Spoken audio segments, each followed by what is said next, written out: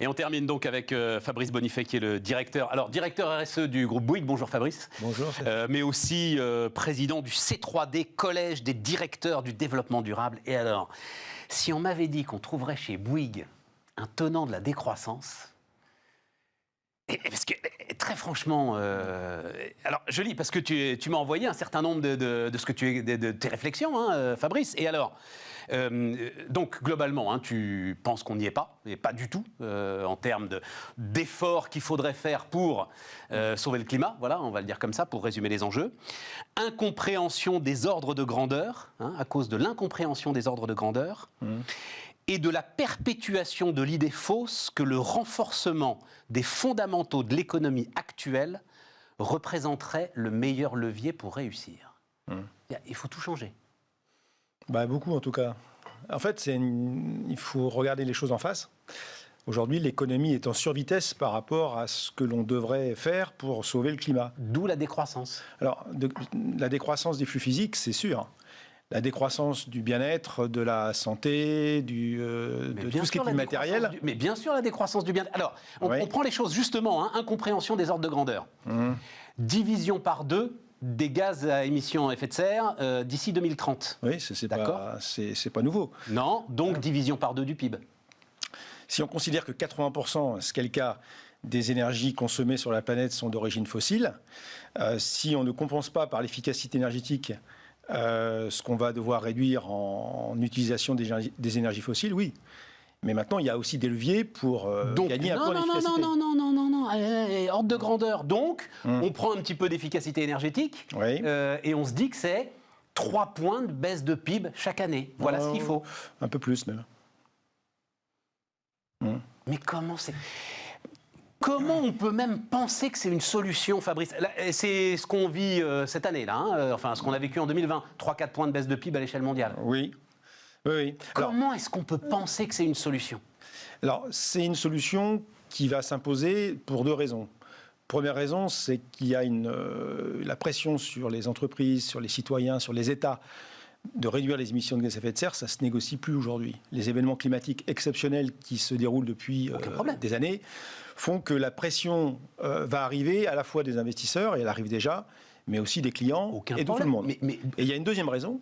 Cette deuxième raison, c'est que les énergies fossiles, à commencer par le pétrole, ne sont pas en quantité illimitée, et la déplétion des réserves liquides de pétrole liquide, utilisé pour l'essentiel du transport dans le monde, eh bien, il y en aura moins, car on est de plus en plus en l'utiliser et on va rentrer dans cette déplétion des réserves. Donc, de toute façon, qu'on le veuille ou non, mettre en place une économie sous contrainte, sur cette double contrainte de la baisse des émissions et le fait qu'il y aura moins d'énergie qui va rentrer dans l'économie, c'est pas un dogme. Au moins, c'est énorme. Enfin, Bouygues ne va pas amputer son chiffre d'affaires de 3% pour sauver le climat. Non, mais ce qu'on peut faire, ce que les entreprises peuvent faire, c'est shifter vers d'autres modèles économiques. C'est-à-dire qu'il y a un certain nombre de modèles économiques qui sont plus ou moins écocides, et d'autres modèles économiques qui sont plus ou moins contributifs. Alors, on va y venir, parce que tu dis autre chose, et alors, moi, ça m'intéresse, hein, parce que, comme disent les Anglais, you do the math, hein, voilà, tu as fait les calculs. Tu dis donc, effectivement, énergie fossile, 80% en gros, notre croissance est aujourd'hui fabriquée par l'énergie fossile, et les alternatives, tu n'y crois pas? Alors, hydrogène vert, tu dis, mais t'es pas le premier à me le dire, hein, délire d'ingénieur, là aussi, si tu fais une simple règle de 3, ça rentre pas, l'hydrogène. Non, ça rentre pas parce que l'hydrogène n'est pas une énergie primaire, je crois qu'il y a d'autres personnes qui l'ont dit avant moi dans ce bureau. On le sait, ça, il faut faire l'électrolyse de l'eau. Voilà, et donc le rendement fait que c'est pas comme ça que ça va se passer. Donc de croire qu'il peut y avoir... Tu peux pas balayer ça d'un revers de main. Enfin, la directrice de la stratégie d'Engie était à ta place, là, il y a 15 jours. Ils ont des ambitions sur l'hydrogène vert qui commencent à être solides en termes de production, de gigawatts, enfin, ça ressemble à quelque chose. Oui, mais est-ce que les projections vont jusqu'à un remplacement 1 kWh gris par 1 kWh d'hydrogène vert? Si cette personne t'a dit ça les yeux dans les yeux, je demande à voir les calculs. C'est pas possible. Bah non, c'est pas possible. Non, surtout qu'elle n'est pas le nucléaire dedans en plus. Voilà, et ils le savent bien d'ailleurs. Alors, au bout d'un moment, on peut se raconter des carbistouilles, on peut dire ce que les gens ont envie d'entendre. Mais après, on est rattrapé par la patrouille des lois physiques, des lois géologiques, et là, on commence à réfléchir concrètement. Donc nous, On réfléchit comment on peut créer de la valeur sans créer des externalités négatives. C'est possible, mais ça nécessite, pour répondre à ta question du début, de tout changer, effectivement. C'est possible. Alors, juste, je reste sur ces questions d'énergie et après, on va aller effectivement sur ce que tu dis qui est très très intéressant et qui va intéresser l'ensemble de ceux qui nous regardent. Attends, je cherche la phrase justement que j'avais notée. Ah oui, voilà. Approche linéaire contre approche circulaire. Voilà, oui. Très intéressant. Mais si je continue quand même, notre potentiel nucléaire, là, on le sait assez peu et on le dit trop peu, moi je trouve, tourne à vide la nuit quand même. À partir de 22h jusqu'à 6h du matin, les réacteurs nucléaires tournent et tu pourrais là utiliser une énergie considérable pour faire de l'électrolyse et accumuler de l'hydrogène. Oui, probablement. Mais ça ne suffit pas à rendre l'équation. Non plus. Ça ne suffira pas. On peut considérer aujourd'hui qu'il y a 33 ou 34 millions de voitures qui circulent thermiques encore aujourd'hui. Si on veut les remplacer toutes demain par de l'hydrogène, il faudrait pratiquement doubler la production d'électricité en France, y compris avec le parc installé aujourd'hui. Alors quand on voit le temps qu'on met à fabriquer une centrale aujourd'hui et les difficultés sociétales que ça génère, on a du mal à penser que dans un horizon temporel de 20 ans, parce que c'est ce qui nous reste pour sauver le climat, on va faire ça. Donc c'est pas ça qui va se passer. Donc on va rentrer dans une espèce d'économie de la sobriété, qui va nécessiter effectivement de passer d'une approche très linéaire, on peut expliquer ce que c'est, mais une approche qui sera plus circulaire. Alors vas-y sur, parce qu'après je reviendrai sur ce mot de sobriété, parce que en fait, quand je t'écoute, comme quand j'écoute, parce que Jean-Marc Jancovici qui est venu ici dit un peu la même chose que toi. Hein, oui, il l'a même dit avant moi. Et puis il le dit avec énormément de conviction. On est foutus derrière. Ouais. Alors, si vous avez raison, on est foutus, les gars. Parce que jamais tu nous pousseras à la sobriété. Oui. Jamais. On va tous le refuser.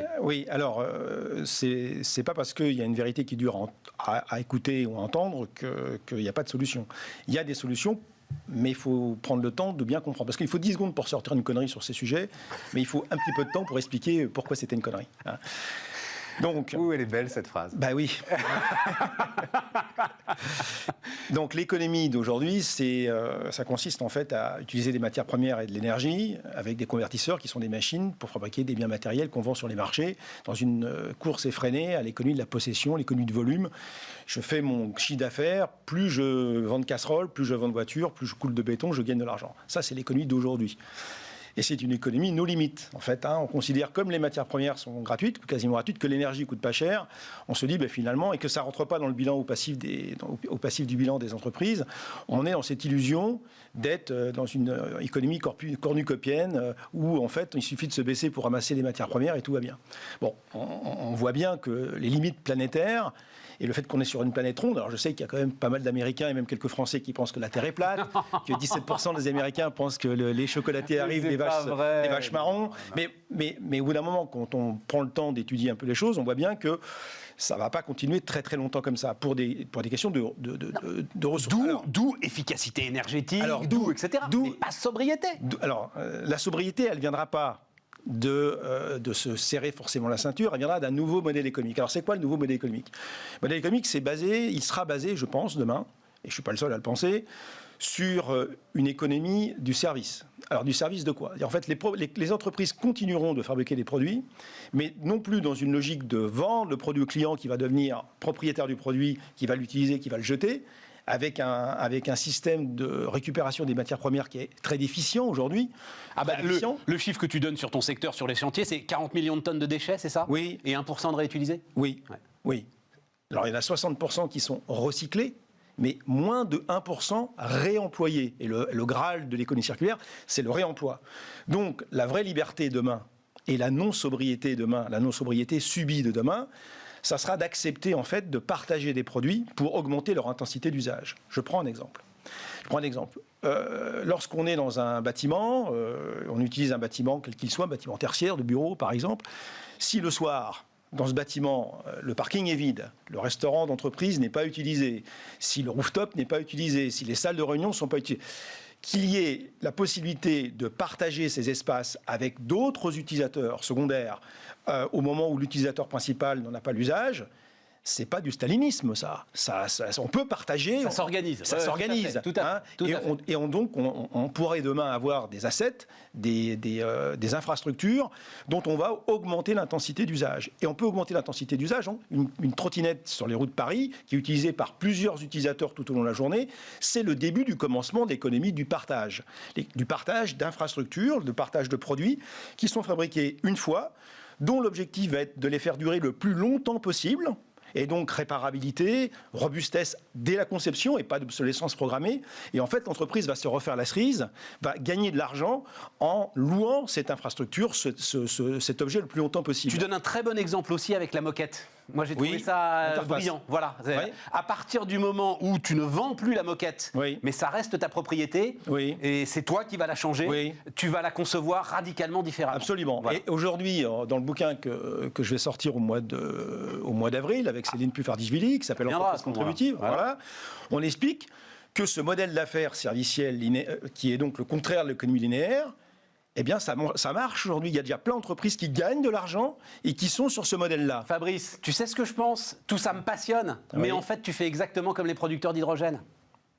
Mais c'est-à-dire que c'est pas cette approche linéaire, cette approche circulaire plutôt que l'approche linéaire qui va nous faire 3% de baisse de PIB par an et qui va nous faire 50% de réduction des gaz à effet de serre en 2030. Si ta question, qui est une question pertinente, et qu'il va falloir aussi modifier un peu plus qu'à la marge nos modes de consommation, je te regarde dans les yeux, je te dis oui, il va falloir qu'on modifie aussi nos modes de consommation. Parce qu'il faut arrêter de mentir aux gens, il faut leur dire la vérité, parce qu'on a affaire à des adultes. Diviser par deux, ça veut dire changer notre modèle économique dans les entreprises, ça c'est une évidence, mais il va falloir aussi qu'on consomme un peu moins, qu'on aille un peu moins souvent en avion, qu'on mange moins de viande, et ça on n'aura pas le choix. De toute façon, ça va s'imposer. Donc si on ne veut pas que ce soit subi, il faut réinventer un récit qui donne envie. Et je pense que là où c'est pas audible, lorsque tu dis voilà, moins 3%, c'est pas audible, si on reste à business as usual et si on reste dans les mêmes paradigmes de mode de vie. Mais je pense qu'il y a de plus en plus de gens aujourd'hui, de gens éduqués, et notamment les jeunes, qui n'acceptent pas, qui ne sont pas complètement d'accord que le mode de vie que l'on a aujourd'hui va rendre plus heureux forcément que celui qu'on aura demain et qui sera un peu plus sobre dans la consommation des ressources. Tiens, cette blague. Tu vas leur dire d'arrêter de commander sur Amazon et d'avoir 3 livreurs qui se pointent d'organismes différents au même appartement parce qu'ils auront commandé 3 trucs différents. Ouais. Tu vas leur dire, parce que tu l'écris, qu'il faut regarder un peu moins de séries sur le net. Mais non. Non. Alors, Fabrice, tu leur diras pas, ça marchera pas. Alors, la nécessité... C'est bien ce qui m'inquiète, moi je veux surtout pas, je veux juste, parce que tu écris très justement qu'à un moment il faut faire les maths, je veux juste aller au bout de cette logique-là. En fait, si on veut pas que ça s'impose d'une façon brutale, comme le virus s'est imposé à nous d'une façon brutale, il faut quand même qu'on anticipe un peu et qu'on fasse preuve de pédagogie. Alors je vais raconter une histoire. Il y a ce qu'on appelle le décalage du point de référence. C'est quoi le décalage du point de référence ? C'est qu'aujourd'hui, on est habitué à un certain paradigme économique qui n'était pas celui de nos parents et qui n'était pas celui de nos arrière-grands-parents. Sauf qu'on a complètement oublié comment vivaient nos arrière-grands-parents. On le sait, on l'a oublié, on nous a raconté un peu, ils nous ont raconté, mais on a perdu ce récit de leur mode de vie de l'époque. Est-ce qu'ils étaient franchement plus malheureux que nous aujourd'hui ? Parce qu'ils n'avaient pas accès à tous ces biens matériels que nous avons aujourd'hui. Je n'en suis pas sûr. C'est possible, mais j'en suis pas sûr. Enfin, oui. Moi, je suis sûr que oui. Enfin, j'ai pas de doute là-dessus. Oui. Je sais pas, regarde les chiffres de mortalité infantile, par exemple. Oui, d'accord, mais je parle pas de la partie hygiène qui nous a fait faire des progrès considérables. Je parle du nombre de minutes à passer à rigoler, de l'immatériel. Voilà, non, mais il faut regarder. Du nombre de suicides. Il y a d'autres indicateurs aujourd'hui qui sont des indicateurs de bien-être qui nécessitent d'être scrutés. Et je pense que les modes de vie que nous avons aujourd'hui, qui sont dispendieux en ressources, qui sont au-delà des limites planétaires, de toute manière, ce n'est pas durable mathématiquement parlant.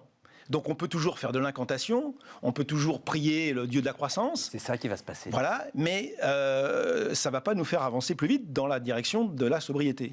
Et donc il faut qu'on invente des récits qui sont désirables, de ces nouveaux business models qui vont être nouveaux dans les entreprises, mais qui fonctionnent et qui permettent de gagner de l'argent, mais qui permettent de gagner de l'argent d'une façon différente. Tu sais, il y a une petite scène là formidable qui résume tout.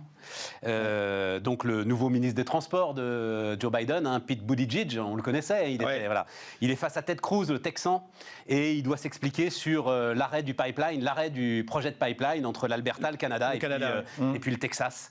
Et il y a Ted Cruz qui fait les comptes, qui dit il dit union job, j'avais 16 000 boulots syndiqués bien payés. Oui. Tu leur dis quoi?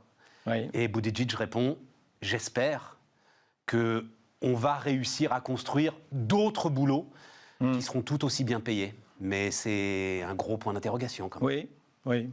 Alors c'est un challenge, c'est le challenge de l'humanité. Mais voilà, ta conviction, c'est qu'on n'a pas le choix. Et que le plus tard on s'en occupera, le plus douloureux, le plus violent ce sera. Je pense que celui qui conteste ce genre de choses conteste les faits scientifiques. Et les faits scientifiques, 2 plus 2, ça fera 4 encore dans quelques années. C'est juste une question de bon sens, d'ordre de grandeur, d'écouter enfin ce que disent les scientifiques qui s'époumonnent à tenir ce discours depuis 50 ans. Attends, il nous reste 40 secondes, tu parlais de nos grands-pères, ou nos arrières. À un moment est arrivée l'électricité. Oui. Puis tout a changé. Tu ne crois pas à la rupture technologique? 30 secondes, qui nous permettra de résoudre tous les problèmes. Il nous reste 20 ans. C'est ça. Et c'est court pour une rupture technologique. Bon, à bientôt, Fabrice, mois d'avril alors, hein, le bouquin. Et puis voilà, on continuera avec grand plaisir cette discussion. Fabrice Bonifay, donc directeur RSE de Bouygues, qui était notre dernier invité sur Bismart. Les amis, on se retrouve demain avec, je crois, autant de passion.